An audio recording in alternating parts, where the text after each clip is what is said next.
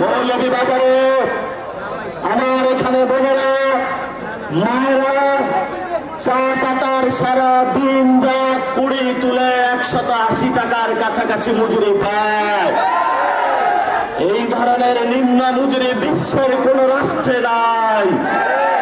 কিন্তু মৌলভীবাজারের মানুষ, আপনাদের চায়ের বাগান, আপনাদের মাটি, কিন্তু টাকা যাচ্ছে বেনিয়াদের কাছে। মৌলভীবাজারের প্রাকৃতিক সম্পদ মৌলভীবাজারের মানুষ ব্যবহার করতে পারে নাই।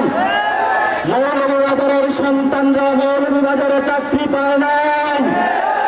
মৌলভীবাজারের মানুষেরা মৌলভীবাজারে শিক্ষা পায় নাই। আমরা পাহাড়ে পুঞ্জি দেখি। ওয়ালটন এখন দেশের সীমানা পেরিয়ে পৌঁছে গিয়েছে 50টিরও বেশি দেশে। ওয়ালটন ঘরে ঘরে বিশ্বজুড়ে। এখানে বিভিন্ন জাতিগোষ্ঠীর মানুষ রয়েছে, তাদের সাথে কথা হয়েছিল। সেখানে কোনো শিক্ষা ব্যবস্থা নাই, স্বাস্থ্য ব্যবস্থা নাই। আর এখানে যারা প্রশাসনে রয়েছেন তারা ব্রিটিশ আমলের যারা লাট সাহেব, তাদের মতো জনগণের সাথে ব্যবহার করে। যেই জনগণের ট্যাক্সের টাকা প্রশাসন চালিত হয়, সেই প্রশাসন যদি জনগণের কল্যাণ না করতে পারে, এমন প্রশাসন বাংলাদেশে আমরা চাই না, চাই না, চাই না। মৌলভীবাজারবাসী, কথা শেষ করব। চাকরির দাবিতে তরুণ প্রজন্ম মাঠে নেমেছিল। তরুণ প্রজন্মের চাকরি হয় নাই। উপদেষ্টাদের বাড়ি হয়েছে, উপদেষ্টাদের সবকিছু হয়েছে, বড় বড় মাফিয়াদের সবকিছু হয়েছে, ব্যবসা বাণিজ্য দখল হয়েছে। কিন্তু আমার যারা ছাত্রদল বাংলাদেশে, তাদের কোনো ব্যবস্থা হয় না।